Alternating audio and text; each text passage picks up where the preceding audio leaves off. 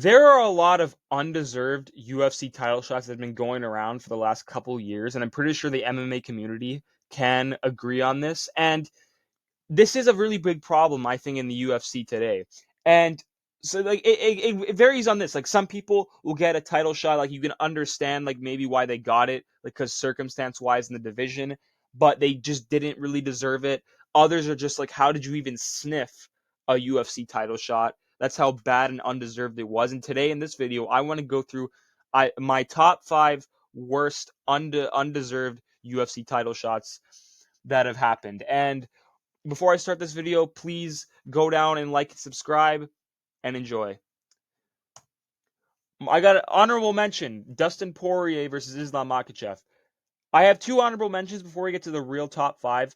I have two honorable mentions, and this one is on my first honorable mention, Poirier and Makhachev. This fight, a lot of people didn't think Dustin Poirier deserved the title shot, but like I just said, circumstance-wise, he it just made sense because at the time at UFC, what is it? Justin Gaethje was they were planning on giving Justin Gaethje a UFC title shot. There was talks of that happening because Gaethje just beat Rafael Fiziev. At the time, Fiziev was an up and comer, big star coming up, and then knocked out Dustin Poirier himself. And then he fought Max Holloway for the BMF, ended up getting KO'd, and then so that just made Justin Gaethje just get back of the line for a title shot. Then Arman Tsarukyan at the same card at UFC 300 beat Charles Oliveira by a split decision. And Arman Tsarukyan was not ready to fight Islam Makhachev at UFC 302. So yeah, the only one, and Makhachev wanted to fight because his last fight was Volkanovski at I think UFC 294, I believe.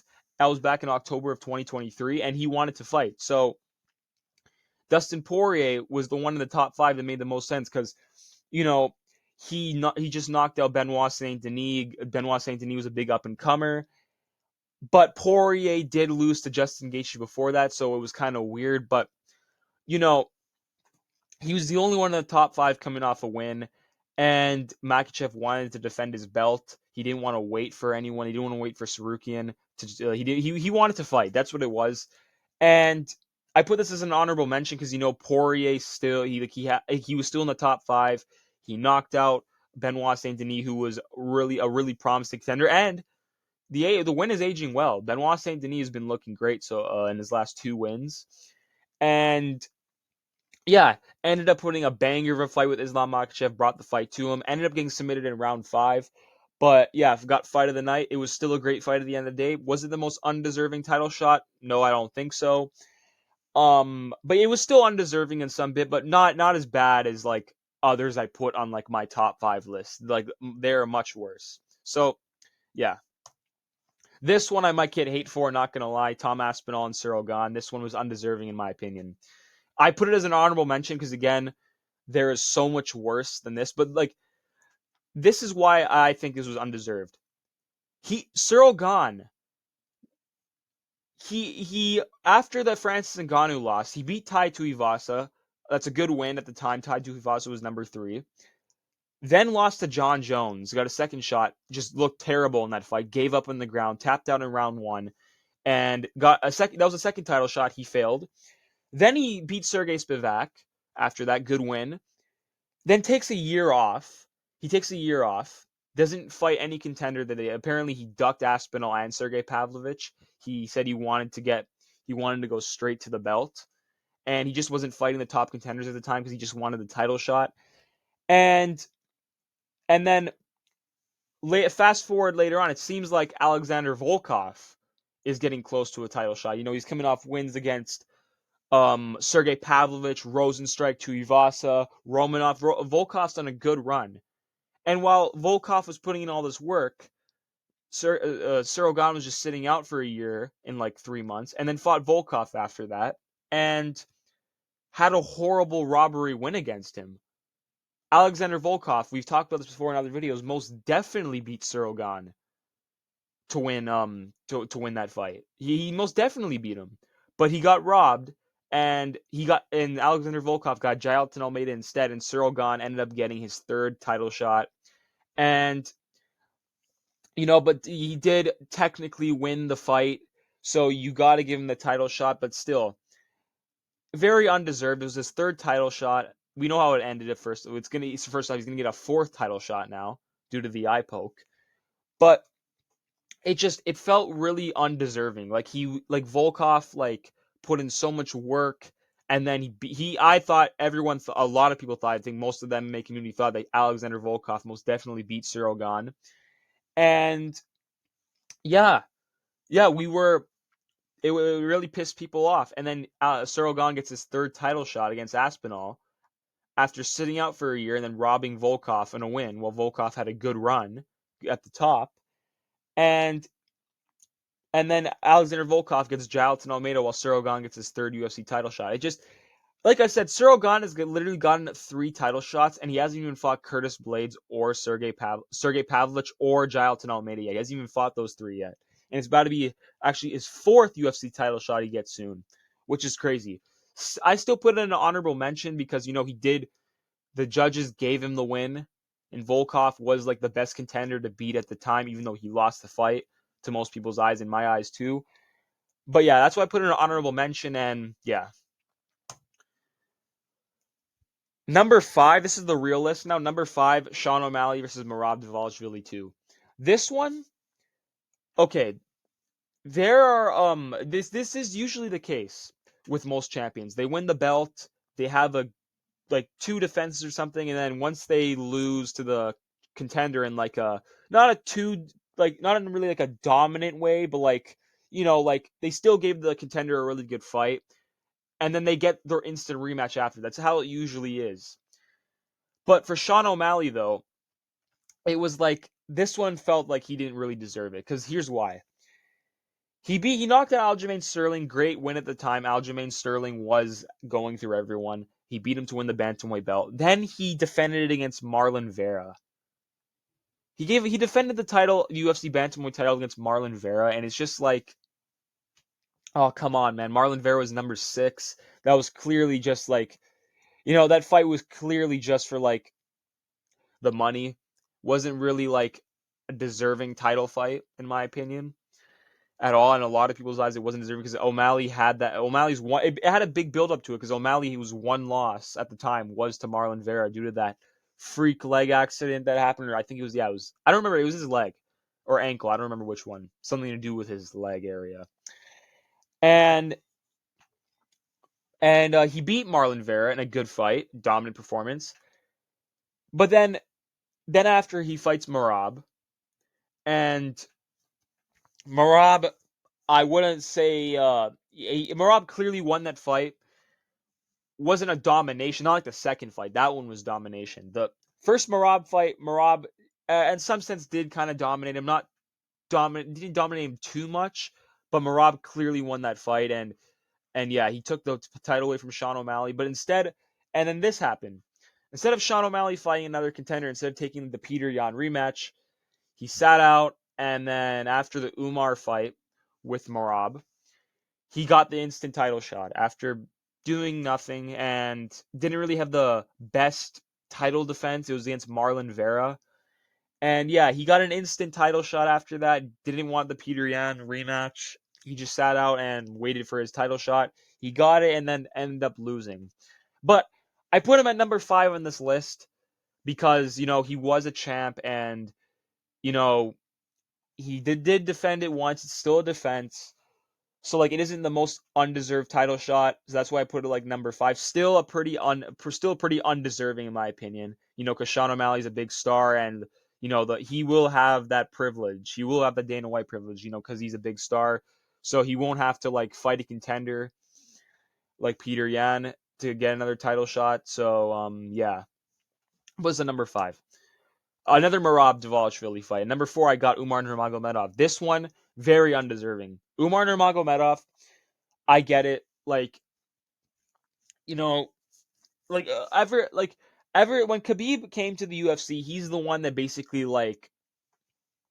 he's the one that started paved the way for the Dagestani fighters in the UFC. He paved the way. That's how they got a bunch of star power, because of Khabib. And yeah, and it seems like this is the thing with people around that region, right? For example, Abus Magomedov. because he has that like Dagestani descent. He got a 19-second KO, instantly gets jumped up against Sean Strickland. Shamil Gaziev beat Martin Budai in like by a round 2 TKO. Gets instantly jumped up to fight Rosenstrike in a fight night main event. Um, there was someone else too. I forgot who it was. Actually, I think that might be Umar Nurmagomedov is also on that list too. He had a few non-ranked wins, had a good knockout win against Barcelos, and then they jumped him up to fight Corey Sandhagen, which is like, oh come on, man, like because he does have the surname Nurmagomedov. It's like, oh yeah, and he's undefeated as well. Like, let's just jump him up to fight Corey Sandhagen. The fight ended up falling through, and then Corey Sandhagen, I think, fought. Who did he fight on short notice? Rob Font. He beat Rob Font, and he had an injury in that. And Umar Nurmagomedov came back and beat a non-ranked fighter. Almost lost in the first round, got dropped. I forgot who it was he fought, but he won by a decision. The guy was non-ranked. It was his debut. And then they reward Corey Sandhagen. They award him with, instead of like, maybe a title shot or someone higher, they give him Umar Nurmagomedov again. They give him that fight, and Umar gets that. I think Corey was like what was he? I think he was number 2 or 4 at the time. I don't remember it. He was like somewhere really high in the top 5. And Umar beats him. Wasn't the most exciting fight, I'd say. Umar like didn't beat in the most like pleasing way possible. And then yeah, he beats Corey Sandhagen, gets the Merab fight, and looks good in the first 2 rounds against Merab.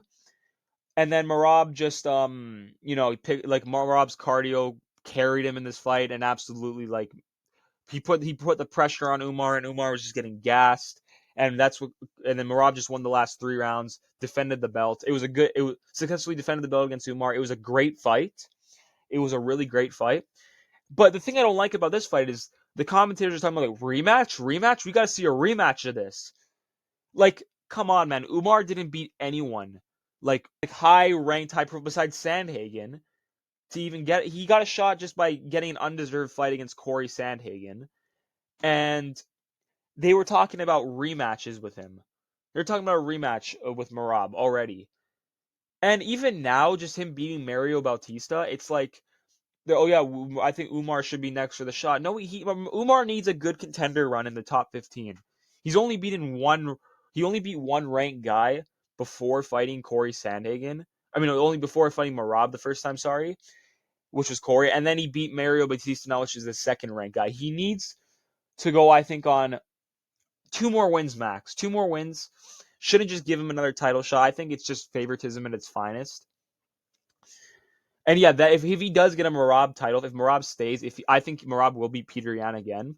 But if let's say Merab beats Peter Yan and Umar gets Merab stays at bantamweight and Umar gets the next shot, I think they'll be also very undeserving.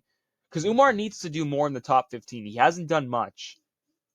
Great wins over Sandhagen and Bautista, but like you can't just like reward him with another Merab title fight after just beating Bautista, who was like what, number 9?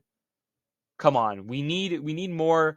We need to see more fights out of Umar in the top 15 for him to get another title shot. And yeah, I do think this is a really undeserving shot. And yeah,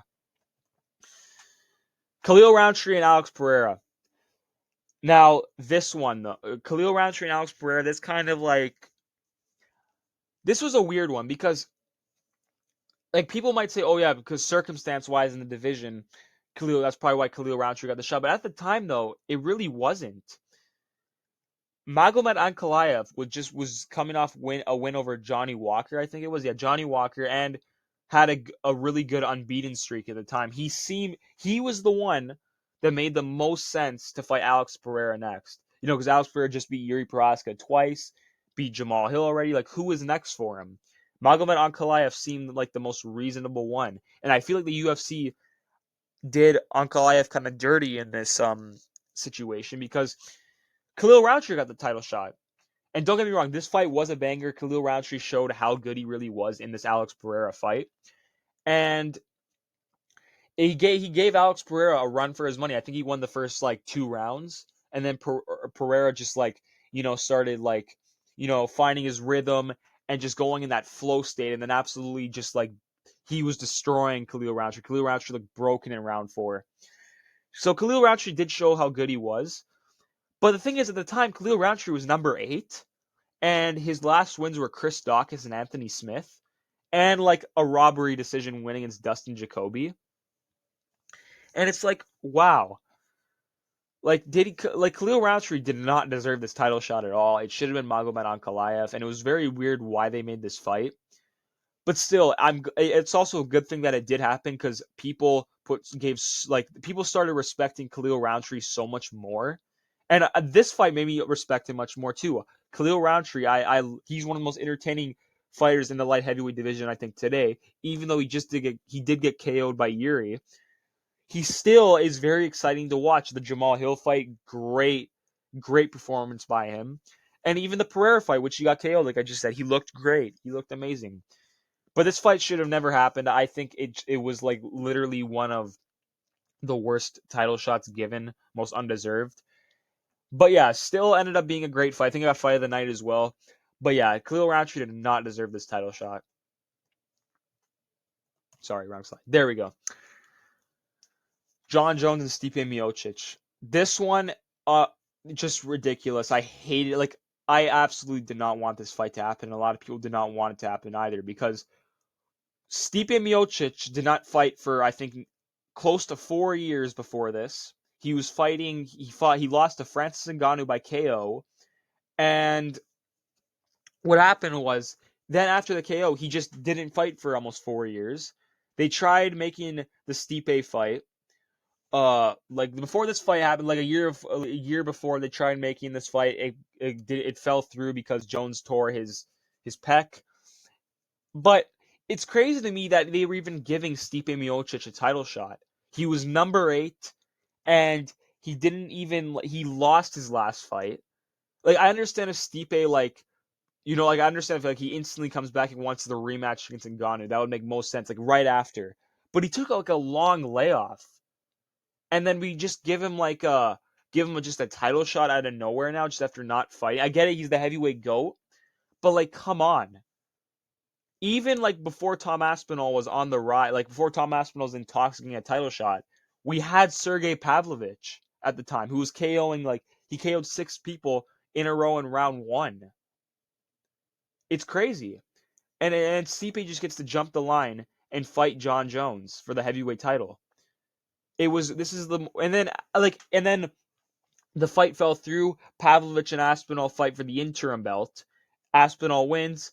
We want Aspinall and Jones to happen, but the UFC's like, no, we're going to give Stipe the shot. Jones is like, no, I want the Stipe fight. So while we see Tom Aspinall and Curtis Blades fight for the interim belt, we got to see this. An old man Stipe fighting Jon Jones for the heavyweight title, who hasn't even fought for almost nearly 4 years, 42 years of age.